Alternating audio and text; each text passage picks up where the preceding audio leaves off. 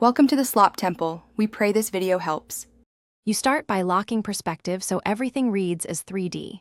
First, place a horizon line and 1 or 2 vanishing points depending on the pose. This controls how edges recede.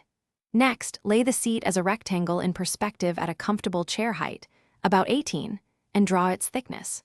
Once done, add simple verticals for the front legs at the seat corners so they sit flush.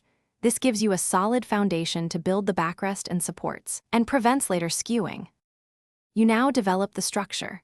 Project the rear leg positions by extending lines from the seat corners toward the vanishing point, ensuring symmetry and correct depth. Then connect legs with rails under the seat. These are thinner rectangles in perspective. They lock the frame and stop wobble.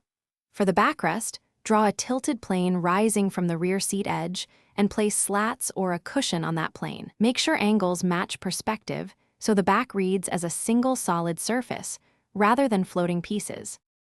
You finish by refining edges and adding details that sell the 3D illusion. Clean up construction lines, round off corners where needed, and add joinery marks or visible screws to show connections. Then render materials, wood grain, cushion texture, and cast shadows, keeping one light source so highlights and shadows make sense.